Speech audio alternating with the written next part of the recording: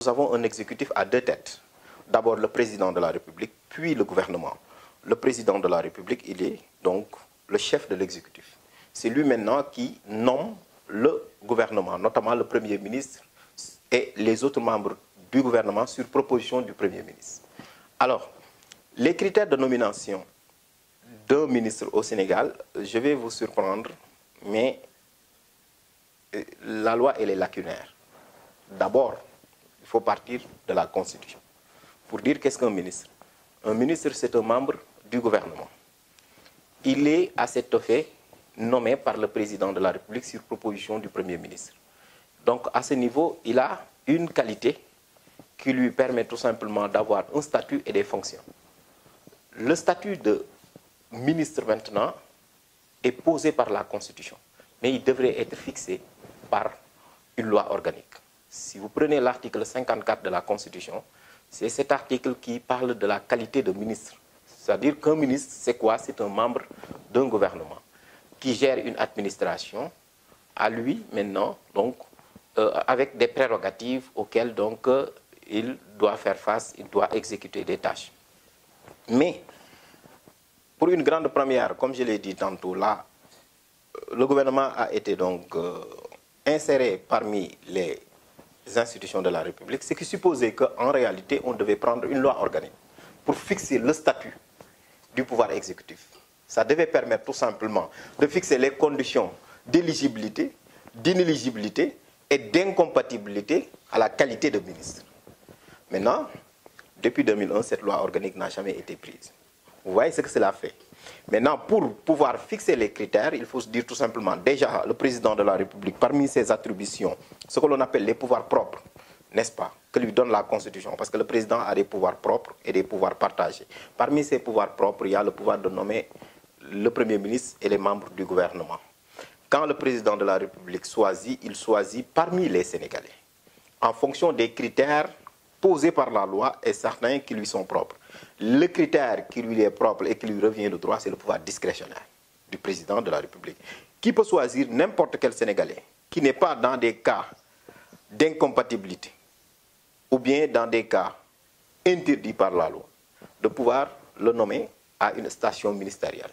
Mais par contre, il y a d'autres éléments qui entrent en jeu, parfois même donc, qui sont des éléments coutumières, etc. Il n'est jamais posé qu'il faut être de bonne moralité pour être nommé ministre de la République. Mais toujours, il y a une enquête de moralité à cet effet. Donc cette enquête de moralité permet tout simplement de connaître la trajectoire de la personne concernée, son parcours, et puis aussi donc de s'assurer que cette personne peut conduire ou bien peut donc exercer ses fonctions. Au-delà de ça, maintenant, d'autres critères généraux, la nationalité, parce qu'à un moment donné, on avait quand même des ministres qui n'étaient pas des Sénégalais, mais aujourd'hui, je ne pense pas qu'on puisse nommer quelqu'un qui n'est pas sénégalais. Parce que le ministre, c'est un agent public. Il n'est pas fonctionnaire, certes, mais c'est un agent public. Et tous les fonctionnaires sont des agents publics. Donc la nationalité, l'âge, par exemple, on ne peut pas nommer ministre quelqu'un qui n'a pas donc, plus de 18 ans révolus. Parce qu'on ne peut pas faire travailler quelqu'un donc qui est mineur. Le code du travail l'interdit. Vous voyez donc, c'est des dispositions éparses. L'autre élément maintenant, c'est qu'en réalité, il faudrait que le ministre aussi s'adonne exclusivement à cette tâche. Cela signifie tout simplement qu'on ne peut pas nommer quelqu'un et le laisser dans ses fonctions antérieures. On peut nommer quelqu'un dans le privé comme dans le public. Un professeur d'université, s'il est nommé ministre de la République, il est considéré comme détaché pour des fonctions gouvernementales. Donc, il est détaché pour exercer des activités gouvernementales. Un chef d'entreprise qui est nommé ministre, il doit démissionner de la tête de son entreprise parce que tout simplement, c'est pour éviter les conflits d'intérêts. Vous voyez? Donc, c'est un ensemble de critères, c'est un bouquet même de critères qui entrent en jeu, mais la plupart du temps qui ne sont pas écrits, d'où les lacunes de la loi, notamment la Constitution. Ça pose donc un problème de sciences politiques et de sciences administratives hein, que nous connaissons tous les deux. Vous savez pourquoi? Parce que tout le monde sait que dans notre système, le président de la République est la clé de voûte, n'est-ce pas, des institutions. C'est le président de la République qui choisit le Premier ministre. Donc forcément, le Premier ministre ne pourrait pas choisir, proposer quelqu'un qui ne va pas agréer donc, voilà, donc, l'assentiment du président de la République. Mais la Constitution, elle est très claire. les ministres sont nommés sur proposition du Premier ministre. Donc on suppose, et c'est ça la règle, tous les ministres sont censés être proposés par le Premier ministre. Vous savez pourquoi? Parce qu'ils doivent être sous l'autorité du Président de la République. Parce que le Président de la République commande le Premier ministre commande les ministres.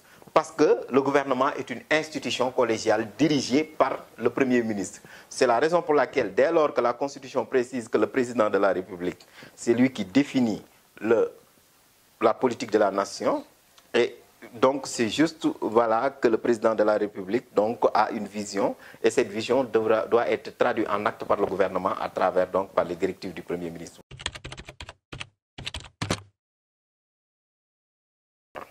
Notre charte fondamentale qui parle de la transparence dans la gestion des affaires publiques à travers le préambule. Et puis, donc, de notre espace communautaire, nous sommes dans un espace, notamment l'UEMOA, qui impose à ce que donc, les affaires publiques soient gérées de façon transparente. Mais comme l'a dit le professeur Kébé, mon collègue, donc, vous savez que le président de la République, à travers l'article 37, doit faire une déclaration de patrimoine. D'ailleurs, le président Macky Sall est tenu de refaire une nouvelle déclaration de patrimoine. Aussitôt, son serment donc formulé.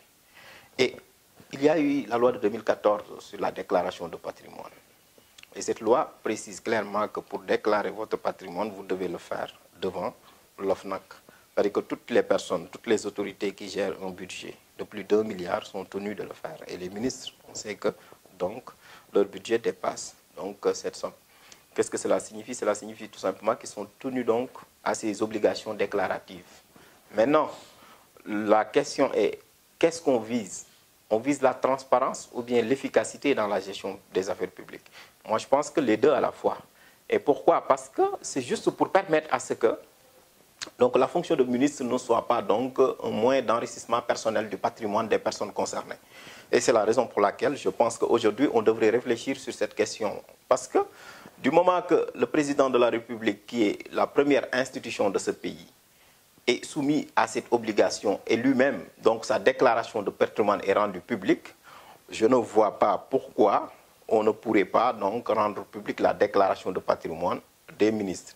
Mais par contre, je rappelle que tout citoyen a la possibilité d'aller à l'OFNAC et de vérifier si, par exemple, une personne a déposé sa déclaration de patrimoine et de demander donc copie, et d'en demander copie avec ses frais.